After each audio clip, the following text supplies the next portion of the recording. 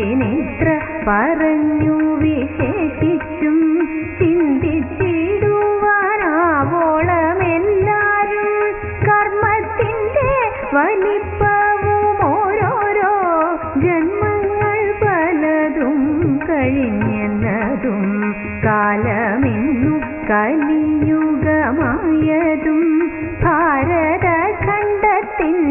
വലിപ്പവും അതിൽ വന്നു പിറന്നതും ഇത്രനാൾ പഴുതേ തന്നെ പോയ പ്രകാരവും ആയുസ്സിൻ്റെ